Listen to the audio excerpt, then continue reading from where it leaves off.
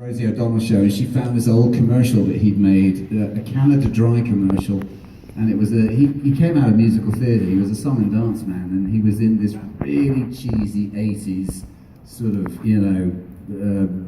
legging, bandana wearing Canada Dry dance troupe guy. It was the cheesiest thing you've ever seen. Canada Dry man, Canada Dry. So our producer, Brad Jacobian, who I think probably still works on... Did he work with Mary Howard on your show? Yeah. So he got the tape. Ben Betts, who did all the video stuff, hooked it up to every computer on the bridge. And the props department, they stopped making Canada Dry, but they made a bunch of bottles with Canada Dry logos. And we all had one secreted, and they went to get Scott from his trailer to start the day's filming. And he walks onto the set, and literally as his foot hit the bridge, they went, hit it! And the Canada Dry commercial came up on every screen.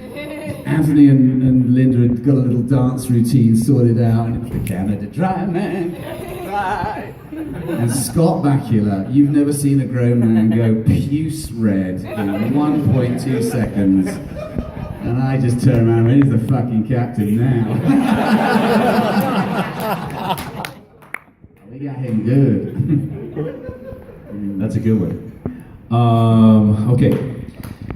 There was an episode on Voyager called Tinker Tenor, Dr. Spy. It's a very popular episode with the Doctor in it.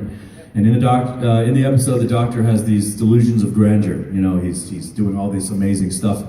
And there's a scene in the mess hall, the domain of Neelix, and in the mess hall, the Doctor is giving a concert of Italian opera. So he's singing Italian opera, and in the audience, all the crew members are sitting there watching the Doctor, and Tuvok is sitting there.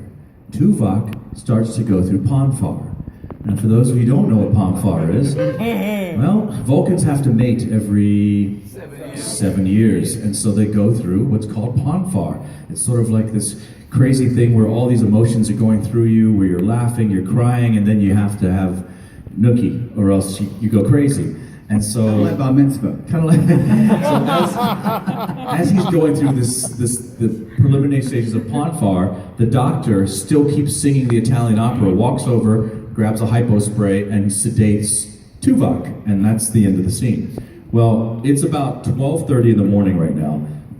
Super late, and Tim Russ had this premeditated. He'd been thinking about doing a funny prank, and he told all of us about it a few days earlier. And at this time, he walks up to Robbie McNeil, who plays Tom Paris, and he goes, "Hey, Bubba, what do you think about if I pull that prank right now?" And McNeil looks at him and says, "I don't know. I mean, it's late. It's 12:30, and people are tired. The crew's going to get really pissed off at you for wasting time. I mean, they told us we're going to be here till 4 in the morning, probably.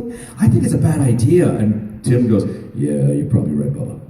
And at that point, I walked up. I took Robbie and I pushed him. I said, "Get out of here!" I said, "Do it. Do the prank. Let me tell you why you should do this prank. If you do this prank, everyone on this set who's totally exhausted and tired and just annoyed is going to laugh so hard that they're going to be energized and just ready, and we're going to finish this day faster than 4 a.m. Trust me. Do it, Tim. Do it." And Tim looks at me, he's like, "All right, Bubba, I want to do it." So he walks up to the director of photography, Marvin Rush, and he says, "Marvin, whatever you do," Marvin was doing a handheld shot. He had the camera on his shoulder. He says, "Whatever you do not stop rolling the camera. Keep the camera on the whole time." Marvin's so tired. He's like, yeah, whatever, that's fine. They call action. So the Doctor starts singing, la la la la la la, and then all of a sudden, Tuvok starts going through Ponfar, just like normal. He's like, then he stands up, which is not the script, and he yells, "Ponfar!" Like, like a Michael Jackson, "Ponfar!" Like that. And then the script supervisor is like, "Where is the revision on that? I don't see the new Ponfar line anywhere. Who's doing this Ponfar thing?" And so as he does that, he then goes crazy and Tuvok starts chasing people around the room to have nookie with, right? And the guy with the camera is following him around like that, and he actually comes up to me, and I break the fourth wall. I look right into the camera, and I go, "Ah!" And I run off like that, you know. And so then he gets up to Neelix, and Neelix is like, oh, no, please, not me. And he grabs Neelix, he throws him up against the counter, bends him over, and starts sodomizing him right there, okay? Now, while this is going on, Neelix is going, no. The camera comes close to Neelix's face, and while he's getting sodomized, he turns up and smiles. He's like,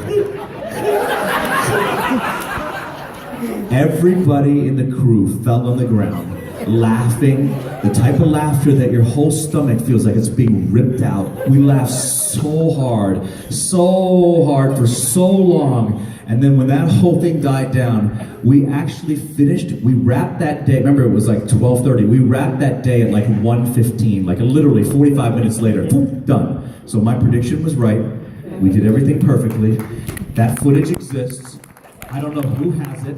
If I was to get a hold of that, I would become a very rich man. I'll tell you that right now. And Neelix apparently took one for the team. He took one for the team.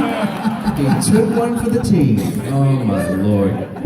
That was the biggest prank on Voyager. By far. I've seen Tim Russ naked every day for about 15 years at the YMCA in Hollywood. Are you serious? Yeah. We both go with members of the Y. I see Tim 3 times a week. I just have this image of the two of you walking in the change room. Let's get naked. Walking naked. Wow. I haven't even seen Tim So Russ. I know what Neelix went through.